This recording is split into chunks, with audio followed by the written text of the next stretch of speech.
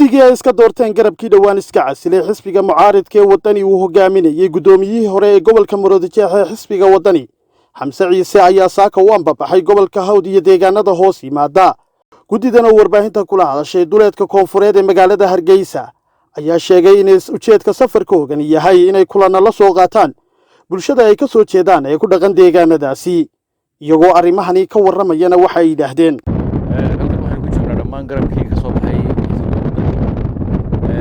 waxaan socdaa insha Allah idano dhamaan gobolka Hawd iyo inta degmooyin hoos yimaadaan oo aan ugu tagi doono inaan ka soo dhaarino halkaan kala kulnay iyo warbixin aan kala qaadno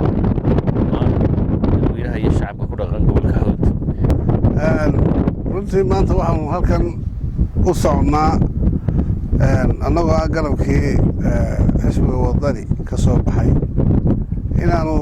xaqaa'iq jira iyo waxyaabaha aan kala kulannay xisbiga aanu dadkii gaarsiino arrimahan ay khuseynayeen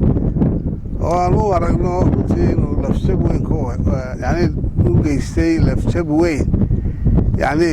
dadka gobolka Hawd iyo deegaamadooda waxa weeyaan abaalna uuna ka dhacay mustawihii reerkana uu ka dhigay mid aad iyo aad u liita sidaa darteed uu noo cuntami weyday inaanu meesha sii joogno marka waanu ka baxnay dadkii baan u warramaynaa wixii meesha aanu kula kulannay haddii ilaahay الرحمن الرحيم وهري الله با mahad leh mar labaad waxaan mahad celinayaa dhammaan xubnaha halkan aan ku wada socono oo ka tirsanaa golihii dhexe haddaan nahay garabkii maalintii dhaweyd ka soo go'ay xisbiga wadani insha Allah bidilaahi kirim waxaan doonaynaa inaanu war soo siino deegaanadii gobolka Hawd ee beeshu deganay